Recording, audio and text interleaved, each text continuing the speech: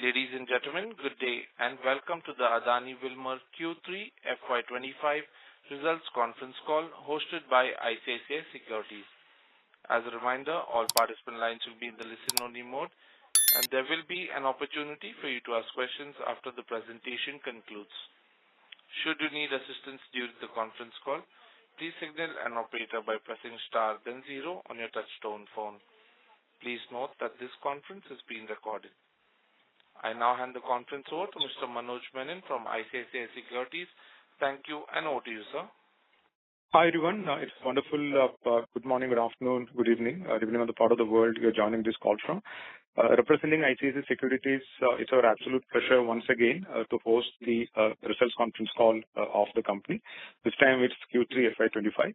The company is represented today by Mr. Anshu Malik, Chief Executive Officer and Managing Director, Mr. Srikanth Kanhere, Deputy CEO and CFO, Mr. Saumil Sheikh, Chief Operating Officer, and the team. Over to the management for the opening remarks, post which we'll open the floor for Q&A. Thank you and over to you, sir. Thank you, Manoj, and very warm welcome and good afternoon to everyone who has joined this call. As a ritual, what we will do is we'll take you through a brief presentation on the performance of the company for the quarter 3. The presentation is separately uploaded on the exchange, so you can also take your copies separately and go through the presentation. For the time being, we will take you through the presentation. So we saw one of the best quarter since inception of the company, posting consolidated revenue for the quarter at 16,859 crore, with an underlying volume growth of 5%, EBITDA of 792 crore and resultant PAT of 411 crore. This translates into 31% year-on-year growth in revenue, 57% EBITDA growth and more than 105% growth in PAT as compared to the same quarter last year. On the 9 months ended 31st December 24, revenue at 45,488 crore, EBITDA of 2,033 crore and PAT of 1,035 crore grew by 20% and 161% in terms of revenue and EBITDA. Whereas on the PAT, it is complete turnaround from loss of 9 crore to the profit of 1,035 crore as compared to the same period last year. We have also been able to demonstrate improvement in per ton metrics in the case of gross margins and EBITDA over the past quarters, primarily led by edible oil business, as the food business continues to remain in investment phase and more or less an EBITDA neutral given that it is still at a growth stage.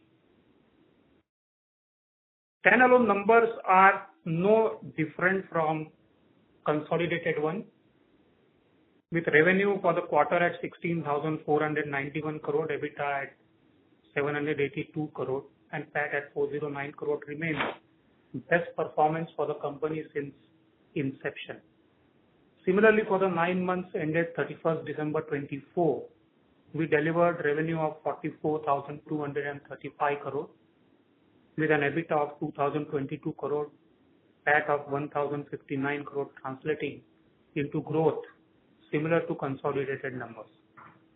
Per ton metrics on gross margin and EBITDA also remain similar to the trend we witnessed at the consolidated numbers. Normalized gross margins and EBITDA for the past 5 quarters are consistently improving. Q1 and Q2 of the last year, as we said earlier also, was an aberration due to hedge disalignment that edible oil industry witnessed last year. Barring these 2 quarters, and in particular last 5 quarters, margin structure have shown consistent improvement.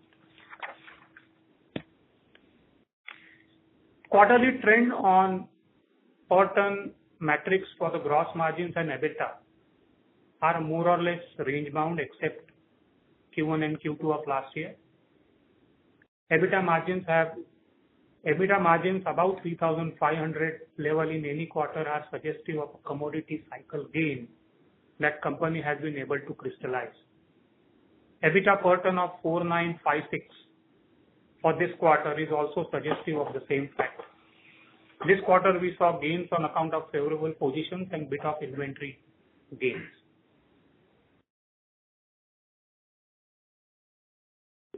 On segment basis, edible oils, food and FMCG registered healthy volume growth of 4% and 23% for the quarter and 11% and 32% for the 9 months ended 31st December 24. Industry essential segment degrew on volumes by 3% and 9% for the quarter and 9 months period respectively. Degrowth in industry essential segment is primarily due to lower de-oiled cake business, which is more of a parity-driven business. Major constituent of industry essential business, oleochemical, continues to grow volume in double digit and with a healthy margins. On margin front, edible oil registered segment profit of 571 crore and 1,342 crore for the quarter and the 9 months ended, which is one of the best for the segment. Industry essential delivered a profit of 82 crore and 165 crore for the quarter and 9 months primarily driven by oleo and castor business. Food and FMCG delivered a segment loss of 46 crore and 23 crore for the quarter and 9 months ended 31st December 24. This is primarily on account of loss in the rice inventory due to downward correction in the market. Any positive correction in the market from here will improve this number. Other than rice, all other food business such as wheat flour, besan, pulses, soya nuggets and soap business remained a bit positive. Overall food and FMCG business more or less remained EBITDA neutral for the quarter and the 9 months ended December 24. EBITDA performance on all business segments for last 4 years shows a consistent improvement. In edible oil, EBITDA has increased from 1,532 crore in FY22 to 2,375 crore in last 12 months.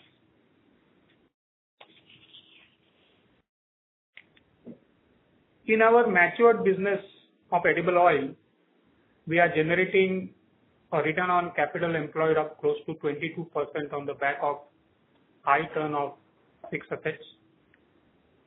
Food business, which comprises several products categories, is currently in an investment phase, and we target to have 20 to 25% of the ROCE in this segment as well. Our soya nuggets and besan has already reached decent ROCE level.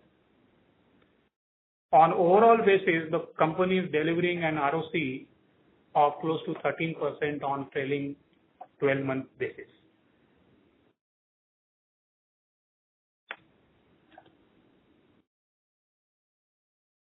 This is how the ROCE and the capital employed fares as far as the last 3 years of trend is concerned. Edible oil with 22% and industry essential at 10%, giving last 12-month ROCE of 13%. We are consistently investing in food business. The fixed asset investment in the food has gone up from 482 crore in March 22 to 1,328 crore as far as December 24 is concerned. And similarly, the net working capital in the food business has also gone up from 393 crore in March 22 to 1,461 crore in December 24. And this is also reflective of the fact that now the food business is close to 6,000 crore plus when we look at a trailing 12 months of data. On a market context, overall market sentiments in edible oil remained bullish during the quarter. Prices of all major 3 oils, soya, sun and palm, remained elevated as compared to the last quarter. Industry witnessed some downward correction in the prices in the later part of December, but still prices remained higher as compared to the past quarters, primarily due to high duty imposed by the government in the month of September 24. Throughout the quarter, palm remained costlier than sun and soya, which is a complete departure from earlier trends where sun and soya always used to command a premium over palm oil. This is quite concerning as palm remains one of the highest consumed oil in India and therefore any such trend will have a risk of inflation and trajectory on the food items, including the demand for the edible oil. In both edible oils and wheat flour, industry has been showing subdued growth in low single digit for last 5 quarters. In wheat flour, rural has been growing in strong double digit due to consumer shift in packaged wheat flour, whereas in edible oil for the Q3 the industry grew by 5%, whereas rural grew by 8%. So overall, what we see is not a very encouraging demand from an industry perspective, whether in the case of edible oil as well as wheat flour.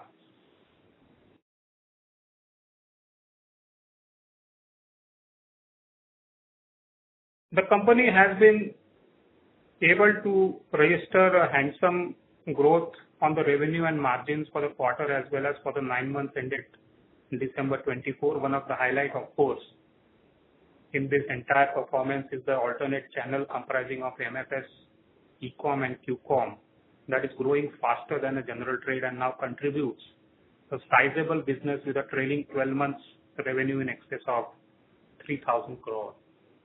Similarly, Horeca channels, which we started a couple of years back, continues to grow for us and is now contributing close to 600 crore of business basis 12 months.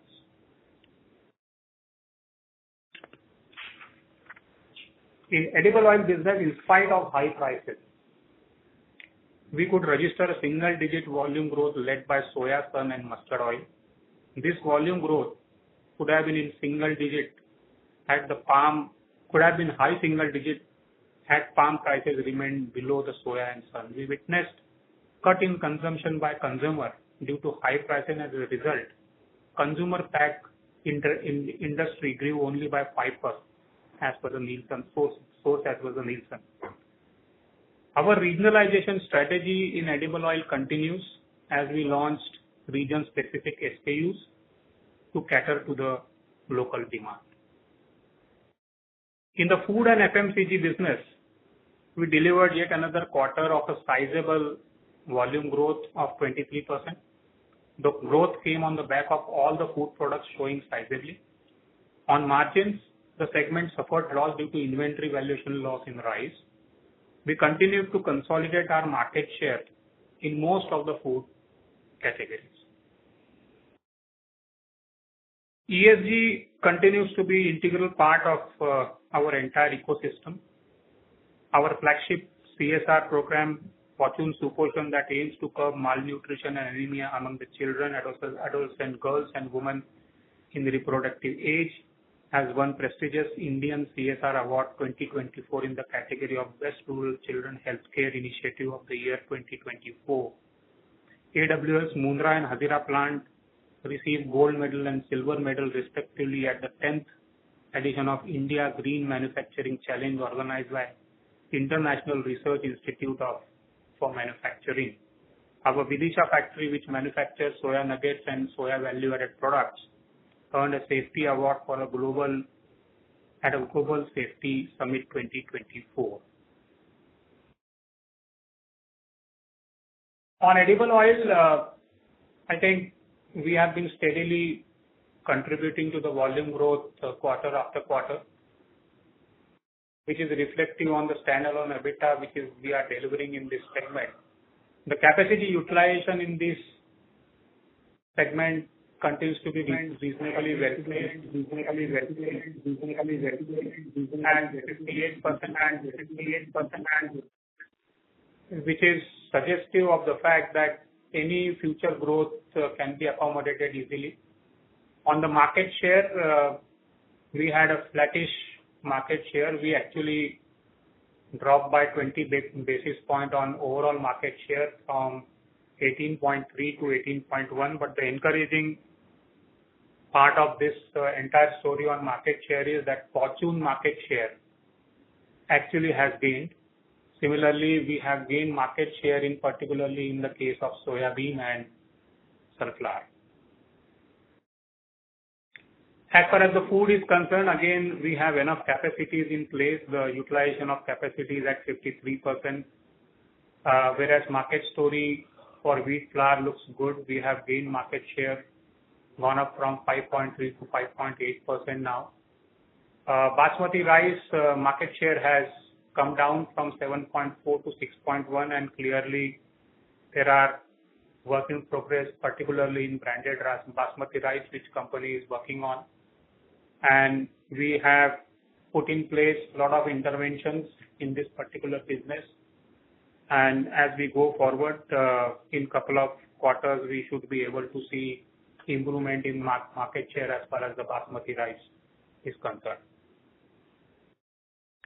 On distribution front, we continue to work on growing it and now have a direct coverage of more than 8 lakh outlets and total reach of more than 2.1 million outlets. In terms of rural distribution expansion, we now reach more than 40,000 towns which have got a population of less than 100,000. And rural saliency in our business remains at a close to 30% of our overall business. Alternate channel continues to be a good story for the company. This channel grew healthy 16% during the quarter, in which e-com and quick com grew by 41% and 81%, which is very encouraging for us. We are working closely with all the e-com players to see that this growth and market share is sustained in future, because as we go forward, this is the channel which is going to cater to most of the demand coming in from the consumers who are demanding packaged staple food. One of our IPO project at Gohana, Haryana, which is going to be one of the biggest integrated food facility for the company, is more or less completed. This is an aerial view of the facility which shows how the big this facility is. We have commenced the production at rice to rice and mustard oil facility and have achieved first commercial dispatch from this factory in January 25. This integrated facility is expected to be fully operational by end of first quarter of next financial year. The integrated facility houses production lines of paddy to rice, rice to rice, wheat flour, refined wheat flour, rice bran oil, mustard oil, and cottonseed oil. This will be built with an overall capital outlay of close to 1,300 crore, which is majorly funded through an IPO funding.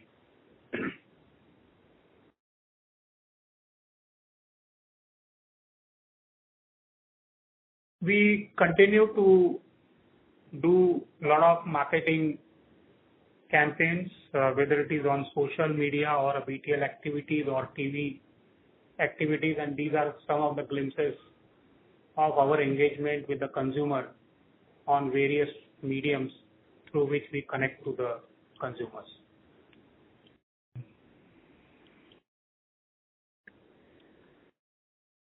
So the key takeaways, finally, this is the final slide from my side. One of the best quarter, of course, for the company since inception. We have been delivering consistent performance for last several quarters and have delivered best ever operating EBITDA of 2,390 crore on trailing 12-month basis. Food and FMCG revenue of 6,000 plus in last 12 months, and therefore our target of reaching to 10,000 crore by end of FY27 seems to be very much achievable. We have big lever for growth by increasing our distribution, and we remain very bullish on emerging channels like e-commerce, branded exports, and HoReCa to fuel the kind of growth that company is looking at for coming years. And on ESG, as I said, ESG remains integral part of our culture. We participate in CDP and DJSI ratings during the year, and are fully committed for a continuous improvement in the scopes. This concludes my presentation, and we can now open the floor for the questions, and we would be happy to answer the questions. Over to you. Thank you very much. We will now begin the question and answer session. Anyone who wishes to ask a question may press star and one on the touchtone telephone. If you wish to remove yourself from the question queue, you may press star and two. Participants are requested to use handsets while asking a question. Ladies and gentlemen, we will wait for a moment while the question queue assembles.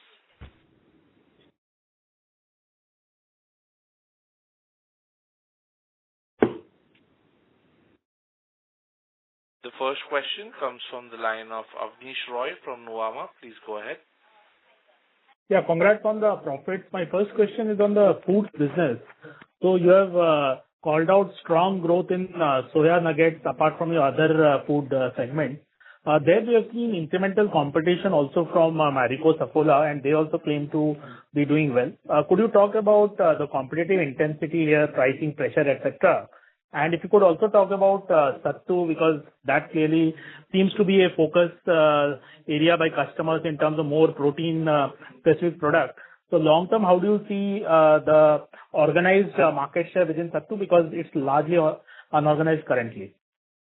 On soya nuggets, let me tell you that after COVID, we have seen the higher sales of plant protein or veg protein. Now, soya nuggets have 52% protein, and doctors have recommended that particularly for the vegetarian people. Plus, I have seen that non-vegetarian people also once in a week, they have accepted nuggets as integral part of a food.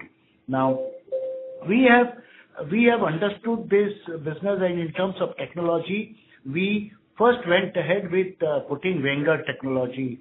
So all our plants are Wenger plants from US. They are the world's best manufacturers of such products, and we have that in Vidisha and Haldia, and now we have started Nagpur. So we are possibly the only people to have 3 locations of nugget, and as you know, these are light products, so cost of freight is very, very important, and we have that logistic advantage because we have soya bean plant in Nagpur, Vidisha, and Haldia also we have our own packing station. So that helps us. Logistically, we are better off. There is competition, but then that's okay. Everybody is trying to enlarge the market, and we see great opportunity. So very good to have healthy competition. No problem on that. Pricing front, this is a very stable product and doesn't need too much of pricing, except once in a while you give some consumer scheme or trades promotion scheme. But by and large, it's a steady market. Sales 60-65% sale comes from March to October, and 30-35% comes in the winter. That is how it is very clearly demarcated. On Sattu, let me tell you, Sattu is a product which normally goes during in eastern India and eastern UP onwards, Bihar, Jharkhand. So there we have Sattu. We have our plant. We supply from Delhi now, but going forward we can surely make in Haldia also. We have a plant in Haldia. So Sattu is one product which also is seasonal a bit. In the summer it does very well. Winter it reduces. So we are pushing it along with our besan products. So from a competition perspective in soya chunks from Saffola, you aren't seeing anything disruptive, right? See, first of all, they don't have their own manufacturing base. They are getting it produced at some other factories. We see advantage for us that we have our own setup. We have ability to expand if required, and that is what we have done. So we are the largest soya nugget producers now in India at 6,000 tons per month. So we have enough capacity to provide to the market. Sure, that's very useful. My second question is on the branded rice weak performance. So you have mentioned inventory losses there and supply chain issues. So if you could address here, because post the acquisition of the number 3 brand there, it has been a bit challenging post that. So here, could you have done something different to prevent the inventory losses, or that's part of the business, nothing much could have been done? But from a structural perspective, my question is, how do you start getting back the market share? Because generally M&As in India, FMCG, we have seen a lot of them ultimately turned out to be very challenging. So if you could talk about your basmati market share, the journey in the next 2 to 3 years, how do you see that? Thanks. See, in basmati rice, unlike the big players, we did not have our own plant. We had only one plant in Firozpur, Punjab, and in Haryana, which is the main area for basmati. We used to work under the toll arrangement. Now, these toll arrangements have a limitation to the processing capabilities as well as capacities. Now, we have been waiting for our Gohana plant, and because we were doing in the tolling, obviously there was lot of stocks to be moved from one place to another to consolidate dispatches. But now that Gohana plant has just started operations, the most important part is that in Gohana, we have almost 600 tons paddy per day and 500 tons of rice per day capacity, which is very big enough for us to use it. And we have very large storage capacities there. So it will be useful for us to have a consolidated production base as well as dispatch base. Once that happens, the logistic issues, the fill rate, and the challenges of yield or quality, all that gets to a large extent settled, and then we can concentrate in building the brand and distribution. And you will agree with me that e-commerce, modern trade, alternate channel is 50% of the branded basmati rice consumption. So unless you are good in fill rate, unless you are good in supply chain for these products, the alternate channel doesn't do well. Now that with Gohana coming up, our supply chain will become much more stronger, and we are confident that we'll get back the share. I'm sure in next 2 quarters or 3 quarters, you will find that our basmati shares have gone up. Sure. Last quick question. That's my last question. On the palm oil, what will be your understanding in terms of pricing? Because it went up sharply by almost 30%, and from top it has corrected 10-15%. So what will be your understanding of pricing? No one can call it out. I understand it's a commodity, but what will be your understanding? And on the 20% duty which government had put, is there any expectation that in the near term this could get corrected? Any discussions on that? Hi, Saumin here. Hi. See, on the pricing, it has become a very political product, both for Indonesia, Malaysia. Their biodiesel program is important than the food demand.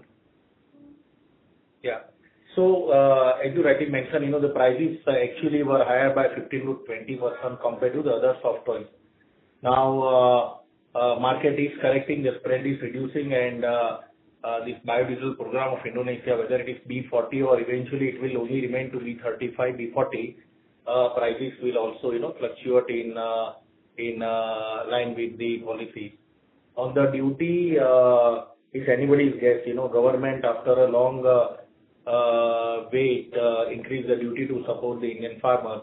Unfortunately, today also beans are trading way below the MSP. So, you can call it 50-50, whether they can reduce the duty or not. Their priority probably is farmers and the consumers. So thanks. That's all from my side. Thank you. Thank you. The next question comes from the line of Harit Kapoor from Investec. Please go ahead. Yeah, good afternoon. Just a few questions on the numbers. Sorry to interrupt, sir. May I request you to use your handset, sir? Your audio is slightly muffled. Hello? Yeah, is this better? Yes, sir. Please go ahead. Yeah. So just a few questions on the numbers. I just wanted to, if you could just quantify the employee cost impact on account of the ESOP for the quarter, and just a sense of how this works. Is it a one-time in this quarter, or and what is the future impact on the employee expense? If you could just give some sense on that. Yeah. So I can understand from where you're coming from, because employee cost has gone up quite substantially in this quarter. But this impact is not exactly on the ESOP, because ESOP we declared only in the month of December. So the real impact of ESOP may start coming in from the next year, not from this year. So right now, the employee cost which you see, which has gone up as compared to the last year, and of course on the 9-month basis also, is basically because of the one-time incentive provision that we have made, given the fact that company this year is going to declare one of the best results, and therefore our policy provides for a additional incentive which have been provided on a proportionate basis for this 9 months. So that's the reason why the employee cost has gone up. But and this is of course only a one time, and and then for the modeling, I don't think you can consider it for the next year and next quarters. Got it. And secondly, even on the other expenses bit, if you look at sequential numbers are quite high. I understand that, there's a 70 odd crore MTM there on the derivative side. But even adjusting for that, it looks slightly on the higher side. So I just wanted to get your sense, is it more to do with Gohana operationalization, or what would explain that kind of sharp 30+% growth? No, it's not basically anything to do with the Gohana operationalization, because Gohana, as I said, we just dispatched one commercial cargo from the complex. I think the entire complex will get commission only in the next quarter. First quarter of the next financial year. So this other expenses hike is again, it's a kind of one time, where the hike is due to, one is of course derivative impact and the ERD impact, and both these impact actually somehow gets recovered from the either from the revenue or either sitting in the inventory gain. So there's a nullifying impact of this spend which you are seeing more. Besides that, there is one time some marketing provisions have been taken. So if you normalize those, these expenses are actually gone up in tandem with the volume growth. Okay, understood. And how do I look at the inventory gain which sits out of your in your gross profit, either for the 9 months or for the quarter? What do you think would be a more normalized level? And the second point is, with the prices having corrected a little bit in Jan, do we expect some of these inventory-led gains slightly to reverse? Not reverse, but a little bit of a reduction there in quarter 4. How do I kind of read this and build it out? Yeah, I would not call it an inventory gain. Rather, I would say this quarter numbers do have one-time impact of the commodity cycle gain. Rather, I would say when I say commodity cycle gain, it includes both inventory as well as better positions which have turned positive for us. And therefore, the numbers for this quarter are more or less consistent with what we have been declaring for past couple of quarters, except for this one of commodity cycle gain. So our normalized EBITDA, as we are saying earlier also, is anywhere in the range of 3,500 to 3,600 crore. Anything above that is suggestive of the fact that we have witnessed a commodity cycle gain in that particular quarter or period, which may be 6 months or 9 months. Very clear. And just on the direct reach side, if you look at, if I just look at a period of time or a quarter where you've seen the highest kind of move from quarter to quarter in direct reach, I think Q3 or December quarter is one of those. The addition is almost 50,000, which is a pretty substantial number. Just wanted to, get your thoughts on, what is the kind of three-year target here. We're already at 8.2 lakh outlets. How do we think about a two-year, three-year kind of target on direct reach expansion? We have taken a target exit FY27 at 1 million direct coverage. Got it. So we have that much distance to travel, and some of the quarters it is fast, some of the quarters it is little slow. Say Q1, you will find it is little slow because of the summer time and heat and all that. But then winter time, generally the work timings are much bigger, and people travel more, people work more, so we get more outlets on it. Got it, sir. And from a portfolio level on the edible oil side, if you could just give a sense of, what has done well, what has been weak. I mean, mix between, say, palm, soya, the key oils for you. Where have you seen strength and growth? Where have you seen a little bit of weakness? Branded versus unbranded. A little bit more color on that in this quarter, given that the price fluctuation has been quite material. Okay. To sum up the edible oil business, you see in-home and out-of-home consumption. So look at in-home consumption. It is by and large driven by two main oils, that is sunflower oil and soybean oil, and the domestic oil is mustard. These three oil forms actually the core of the household consumption. Every house will have one refined oil and one unrefined oil or taste oil. So mustard is normally consumed in east, north and part of central India, and groundnut will be in little bit of western India and southern India. Now, cottonseed oil is also a good oil, 1 million ton, 1.5 million ton, but consumer tax are in the 500,000 ton. That is in the western part of India, that is Gujarat, little bit of Maharashtra and little bit of Madhya Pradesh. These oils form the main core household consumption. Now, when you go to out-of-home consumption, palm is a big out-of-home consumption because normally the restaurants and dhabas and all that, they prefer palm. Baking industry, frying industry, and snack food industries prefer palm because that gives them a better shelf life and neutral taste. So palm prices going up, obviously, some of them shifted to rice bran oil, some of them shifted to cottonseed oil because these oils were as competitive as palm or cheaper than palm. But then once the palm becomes cheaper, they will always switch over to palm. Out-of-home consumption is 30-35% and 65% is in-home consumption. So that is how it is actually divided. Since we have a basket of oil, that is, we have groundnut oil, we have cottonseed oil, so we have that advantage of seasonality, location advantage, and price advantage. That anything that is cheaper, we are always there. So we are there in rice bran oil also. So that is our advantage. So that is how the business of edible oil is. Okay. And on the last question I come back from was on the food and FMCG side. So say if I had to strip out the losses from the rice inventory, what do you think would have been more a normalized number for food and FMCG if I just had to hazard a guess?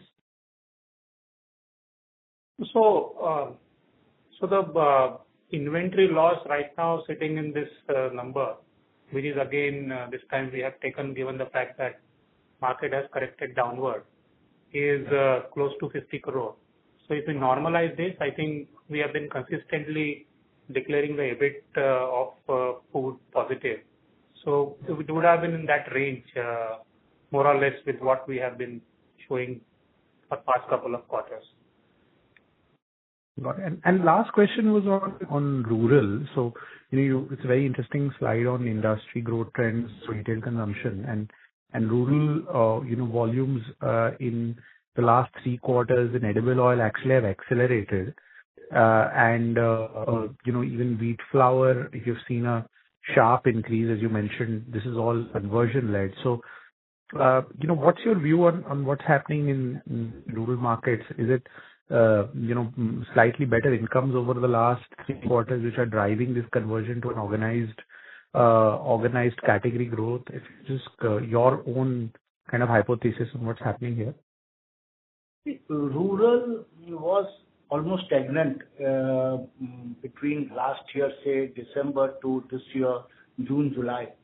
Only after good monsoon this year, we saw the rural consumption pick up, and good consumption, good response we saw only after September. So September onwards until now also we are finding rural is to lot extent it is back in action. Urban stress continues, and we can see that urban consumption is stretched. And second, inflation is hitting somewhere both the rural and the urban. In rural, it has not been to that extent, but in urban, we can see that very, very clearly. So if you ask me, rural has started coming back in terms of demand and all that. Packed food is doing well, and we see small pack demand is increasing, 1 kilo, 2 kilo packs, half a kilo besan. Nuggets also doing well in rural market.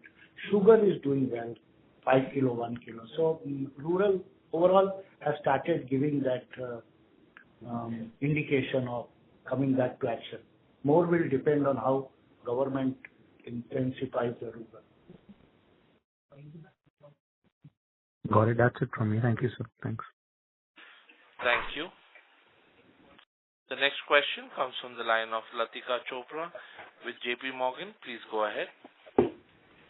Hi, thank you for the opportunity. I have a couple of questions. Let me start with edible oils. You had a volume growth of 4%. You called out that the branded sales declined low single digits. And it seems the demand environment, as you explained, and the price differential, palm overtaking the other oils, sounded a bit cautious. Now with the palm oil price index kind of moderating, how should one think about, overall volume growth for edible oils? And also, how do you think about the possibility of volume growth sustaining, at mid-high single-digit levels, over the next couple of years, given your distribution initiatives? See the edible oil demand. So the industry always used to grow in a range of 5-6%, and so while palm remains one of the highest usage oil in India, and therefore correction in palm oil downward, of course, will give some boost to the demand in coming quarters.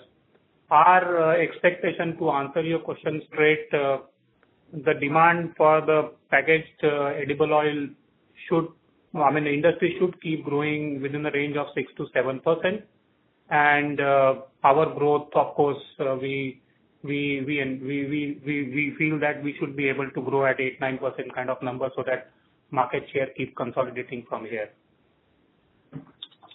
All right. And the second thing was on realizations. This quarter, there was a massive increase because of the increase in palm oil prices. Do you, just trying to think in terms of, the pace at which you change prices depending on your raw material sourcing. So do you anticipate these firm levels to stay, at least in the current quarter before probably coming in line with the market price in the next quarter? Just trying to think through what is the lag with which, the pricing will follow in your numbers? See, the palm prices have moderated in the last week of September, but it keeps fluctuating. So like today, the complex was again up because of some geopolitical factors, and then tomorrow it may go down. But what our expectation is that the level which we have seen in the month of January will continue to play, at least for this quarter. Having said that, it's very difficult to comment how it will fare in first quarter of the next year, but at least for this quarter, the prices should remain at what level which we are looking at. So from a realization perspective, more or less same as what we have seen in January. All right. And can I then check on, profitability metrics, EBIT per metric ton, because, considering, the pricing fluctuates, and I'm sure you want to maintain a certain threshold of profitability on per unit basis.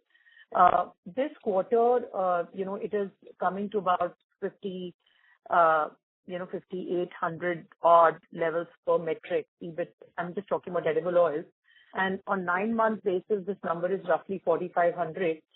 When you gave a number of 3,500 to 3,700, is this the number you were referencing to? I'm just a little confused, so I thought I'll just clarify. Is that the more nominal range of profit per metric ton for edible oil? No, not so. So when I give you a range of 3,500, 3,600, is a blended at a company level, which includes all the business segments particularly. And therefore, edible oil, it could be certainly different than 3,500, 3,600. And what would that range be, sir, for edible oil? Because even in this quarter, you had about 3,760. No, for edible oil, of course, it would be a little bit higher than, because as we said, food remains EBITDA neutral for us and EBIT neutral for us, as well as the industry essential. It's more of a downstream of a edible oil only. So, of course, the edible oil EBITDAs would be little more than 3,500. It would be in the range of 3,750 to 3,800, because that's how, when you look at a blended level, you get an EBIT of 3,000, normalized EBIT of 3,500 level at company level. So this is EBITDA you're talking about. I was referring to EBIT. Okay. No, EBITDA. So Okay, EBITDA. Fair enough. The other question I had was on food and FMCG. Any broad thoughts on, with this new capacity coming up, how should one think about your volume growth aspirations? And also, any flavor on medium-term margin outlook or aspirations that you have? Thank you.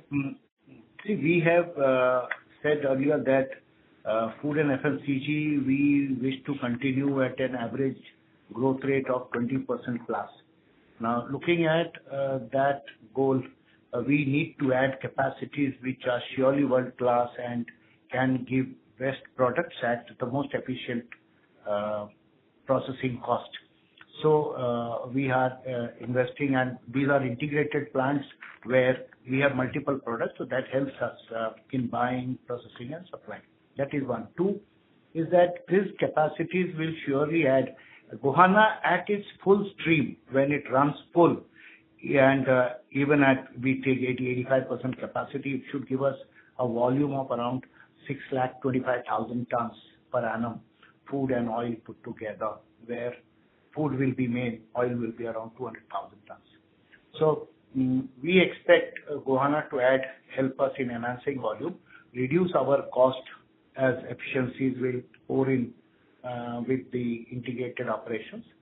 Third is that because we will have integrated plant, our dispatch delivery, all the cost to our distributors will become cheaper, and all those benefits will surely be seen in our performance. Sure. And can I just check one thing, when you look at the pricing, for your food and FMCG products, and you benchmark it to whoever the competitor is in each of the categories, and I'm sure, there will be variations on a state-wise basis, SKU-wise basis. Has the differential reduced over time as you've built in more efficiency? Yes, I would say. You take an example of nuggets. That is one of the earlier FMCG food product that we started, and we had only one national competitor, which you are aware of. Now, obviously, when you compare with that competition, you keep the prices lower and you start seeing your main competitor and then work around. Slowly that happened, but as we progressed, our products were surely better in terms of technology, and we knew that we can give a better product with better distribution. We were slowly getting into higher pricing, and today we are surely priced equal, or many places we price it higher than the nearest competitor. So that happens.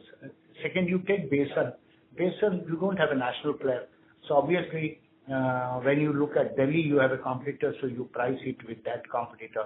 Or in Bengal, you have a competitor, you look. But rest of the place where there is nobody to compete with, we go all out and we price better. And because we are the leader there, so whether it is Bihar, Jharkhand, Eastern UP, all these markets, we are the leaders, and we price it basis the brand premium. Sure. And last one on this, Mr. Malik, was when you look at food and FMCG, how do you think about further additions to your portfolio? Would you want to do pulses at scale or not? Or you would like to focus on scaling up market shares in wheat, rice, basin, and some of the other broader big category segments that you're already in?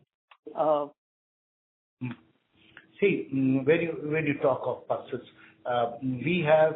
we know that chana dal or chana is almost 50% of India's consumption. Almost 10 million ton is the normal domestic production. So we have put 3 new plants, 240 metric tons per day in Nagpur, Neemuch and Kadi in Ahmedabad, outskirts of Ahmedabad. These are state-of-art chana processing plants. And with that, we will possibly become the largest chana processors in the country. And we have matching basin with that 150 tons per day in each of the units. So today we have 4 such units in the country. So dal becomes important for us because whatever dal is coming out, almost 5,000 tons we have extra for selling per month. So we will have to sell chana dal in brand or in consumer packs. So that way we are progressing. Rice, we are putting up such a large unit. Obviously, we are thinking of improving and increasing our base, both domestic and exports. Atta, we are putting big plants. And next year also we plan to have bigger capexes. So wheat flour, we want to be reasonably large player in this category. So in each of the categories that we are going, we want to be in the top 3 surely, and maybe 1 and 2 number position for each of these. Understood. And I think I asked this earlier, but any margin aspirations in food and FMCG, EBIT margin aspirations, or anything you would like to share over the medium term?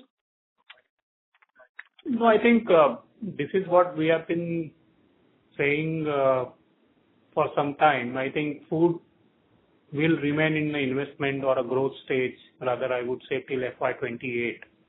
And therefore, the EBITDA margins for the food ideally should only start growing after FY28. But having said that, it's not that we would certainly not want this to grow, but yes, until and unless we get to the level of market share and the volume share that we have envisaged, I think this will remain an EBITDA neutral. But as we go forward, for post FY28, certainly we have a market discovered benchmarks available for rice and wheat flour and besan. I think we would certainly want to go to those levels. For example, in rice, we have market players who have been able to showcase a gross margins of close to 25%, EBITDA of 10%. Similarly, in wheat flour, we have the biggest player in the country, as per our estimate, making an EBITDA margins of close to 6 to 7. But for us, it is a story of next 3 to 4 years to reach to that level. Understood. Thank you so much, for patiently answering all the questions. Wish you the best. Thank you. Thank you. A reminder to all participants, you may press star and 1 to ask a question. The next question comes from the line of Ashok Shah from Eklavya Invesco Family Office. Please go ahead. Thanks for taking my question. Yeah, sorry. So do we have any thought to tie up with the farmers to grow palm tree in India as Wilmar is a leader in world? Yeah, Mr. Ashok. No, as of now, we do not have any palm plantation in India. So we majorly procure palm from our sister country or the international where we grow the palm tree? Yeah, we are procuring all the palm from Malaysia, Indonesia, and other Southeast Asian countries, mainly from sister concern and also from other ABCD of the palm players. And how much we consume palm oil to make nuggets and any other products? Nuggets is a different raw material altogether. Nuggets is actually non-GM soya beans and its derivative. And palm is mainly for the edible oil and the other value-added specialty fats. Thanks. That's all from my side. Thank you. Thank you. Ladies and gentlemen, that was the last question for today. I will now hand the conference over to the management for closing comments. Yeah. So thank you very much, everyone, for joining the call, taking out time and listening to our story. Keep connected with us, and thank you again. We wish everyone a very good evening, and thank you. Thank you. Thank you all for attending. Thank you. Thank you. On behalf of ICICI Securities, that concludes this conference. Thank you for joining us, and you may now disconnect your line.